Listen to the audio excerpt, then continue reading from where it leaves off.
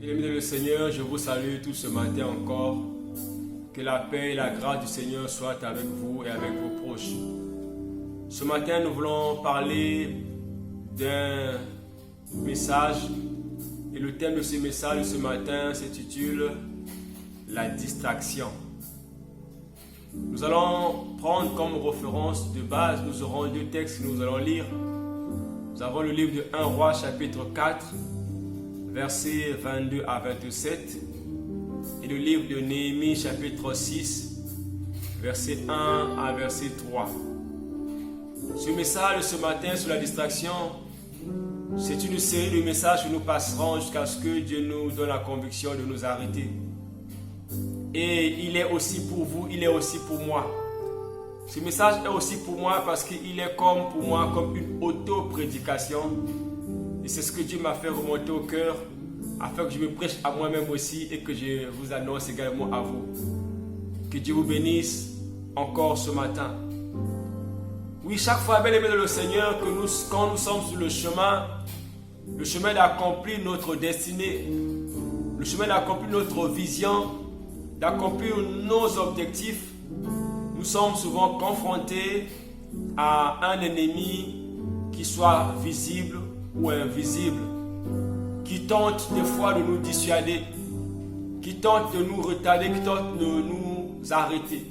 Vous savez, la poursuite d'un objectif, la réussite pour atteindre un objectif répond à certains critères, à certains principes.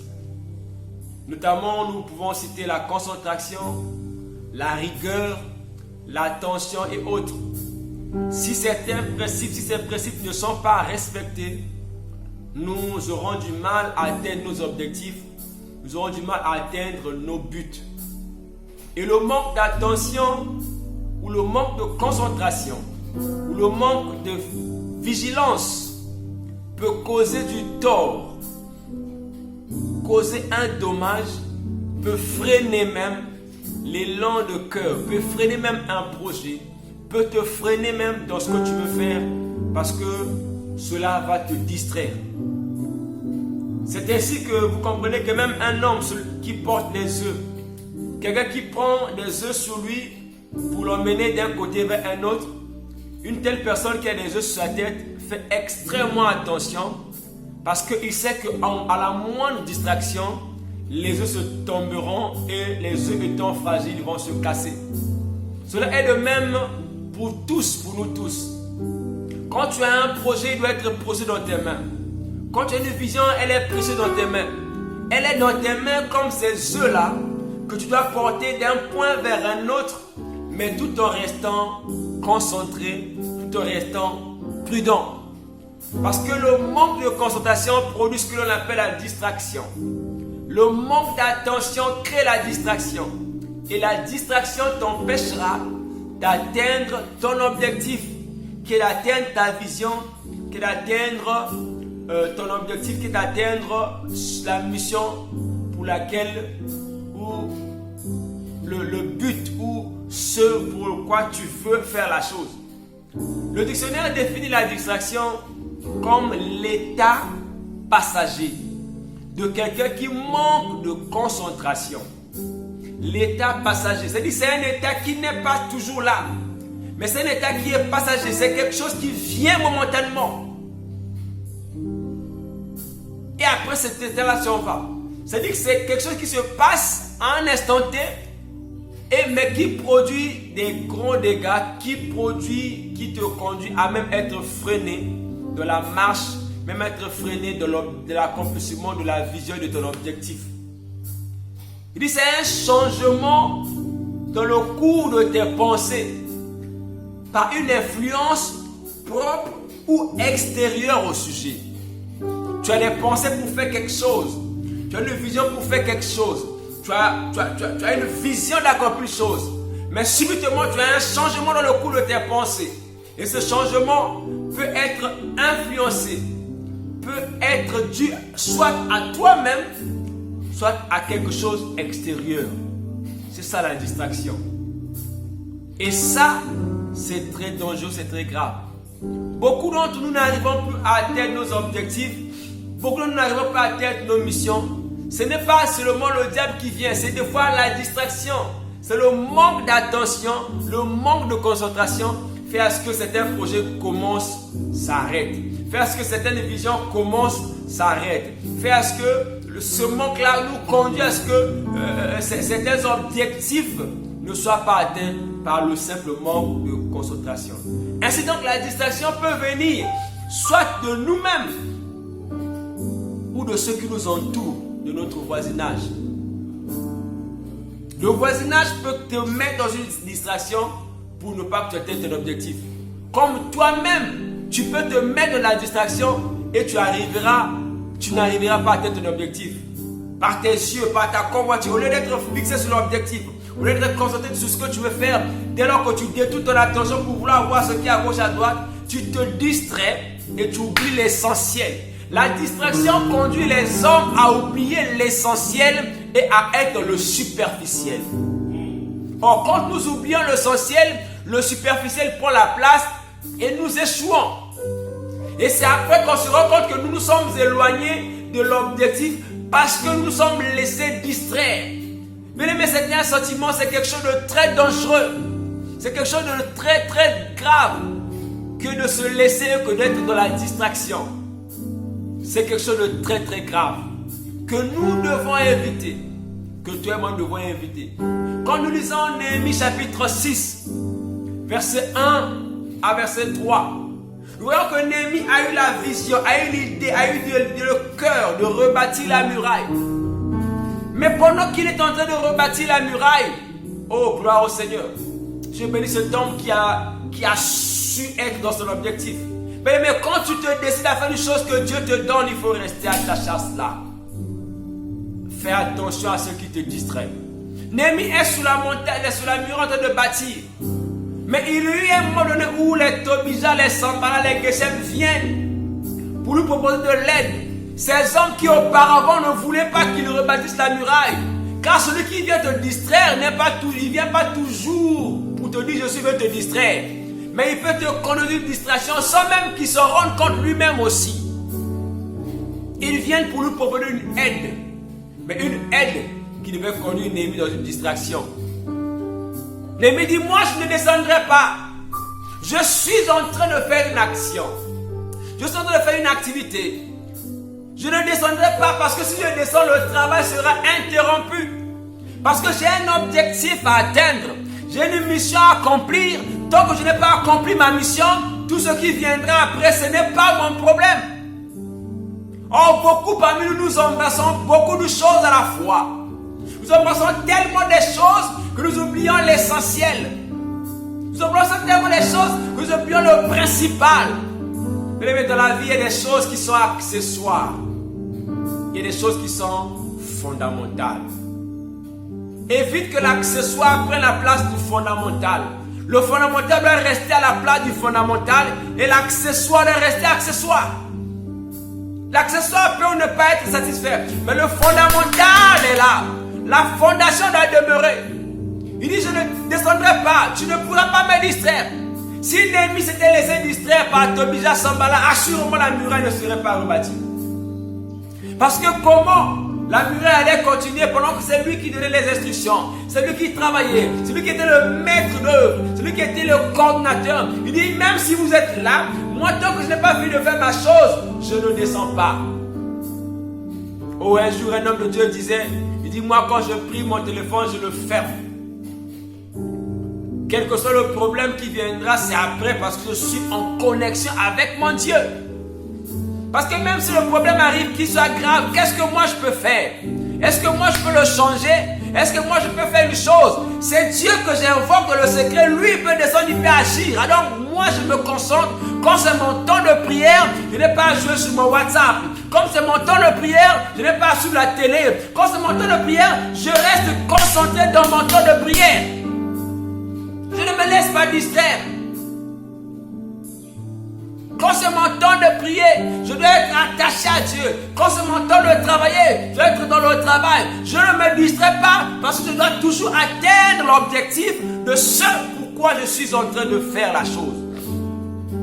Néhémie a dit, je ne descendrai pas. Parce que la distraction va arrêter l'œuvre. La distraction va freiner l'élan.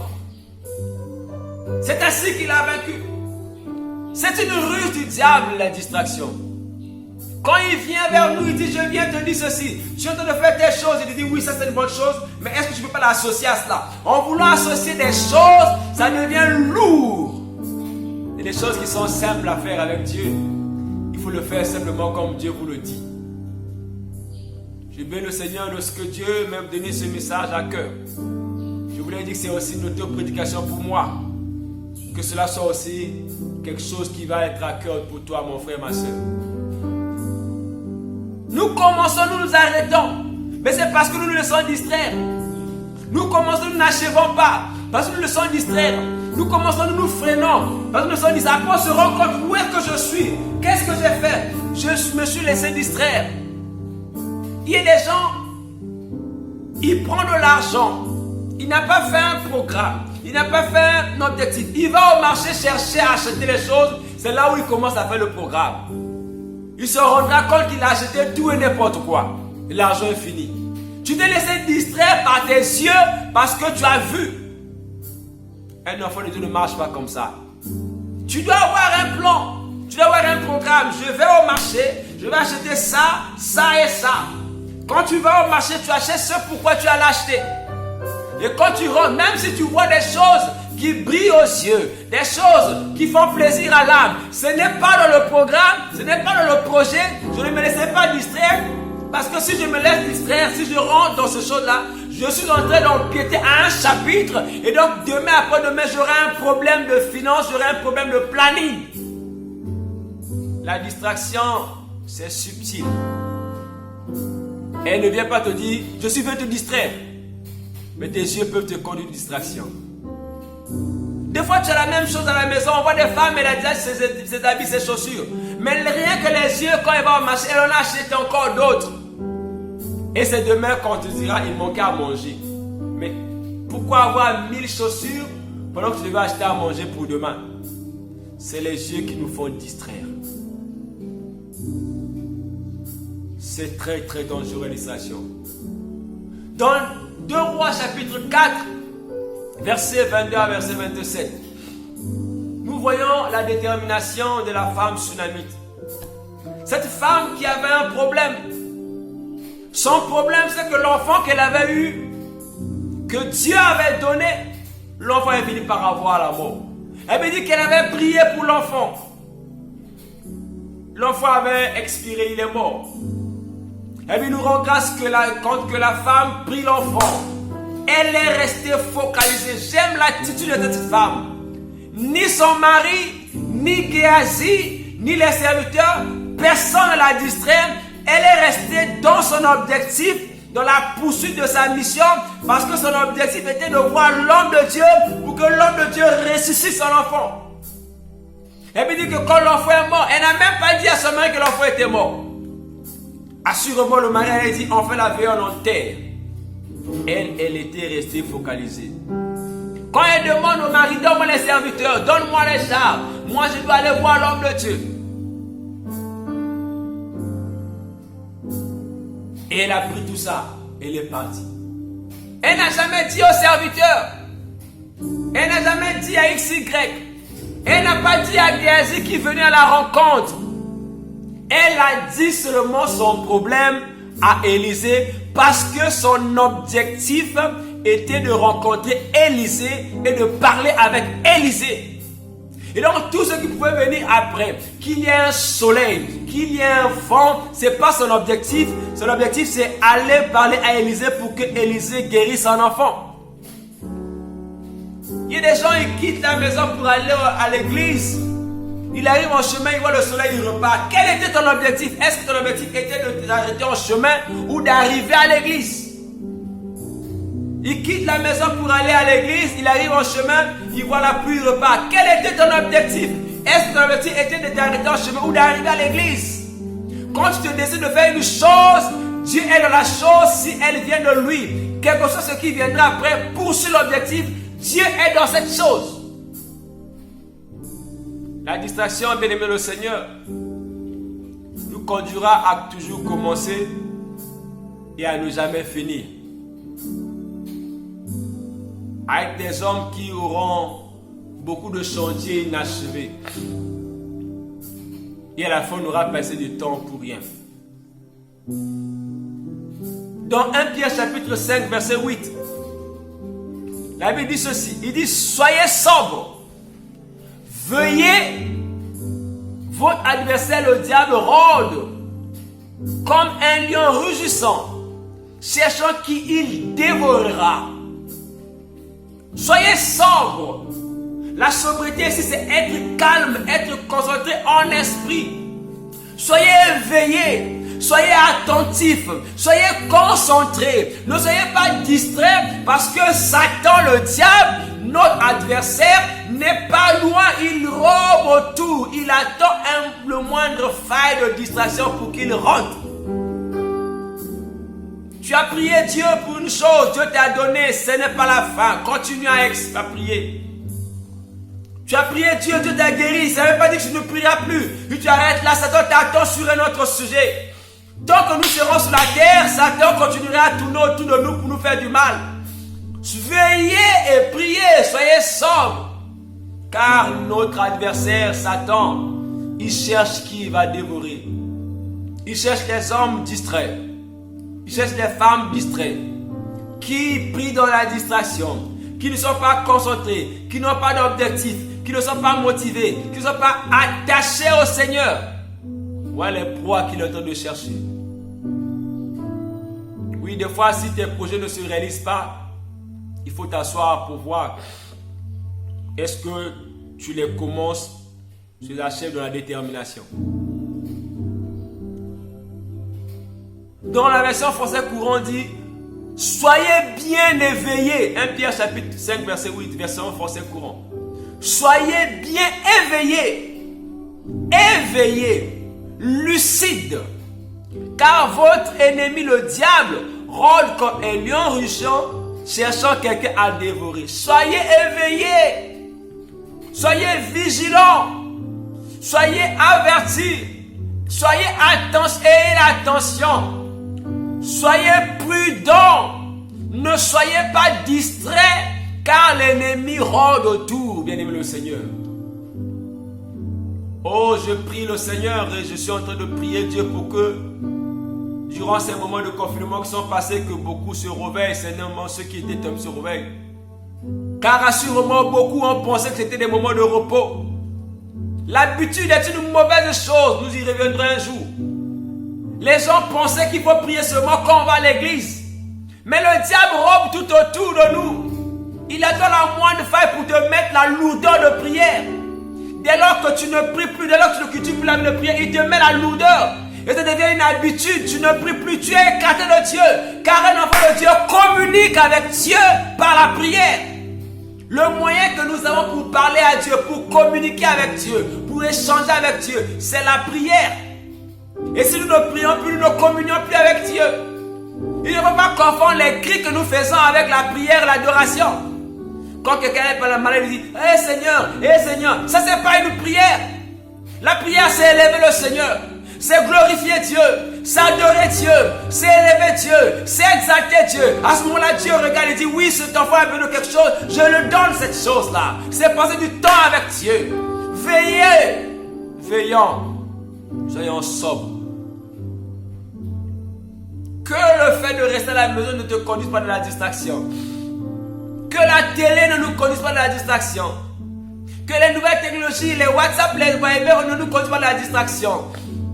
Ces choses sont assurément bonnes.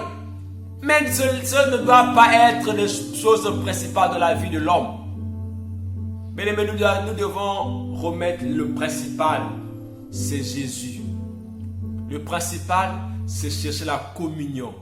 Le principal, c'est chercher l'intégrité avec le Seigneur.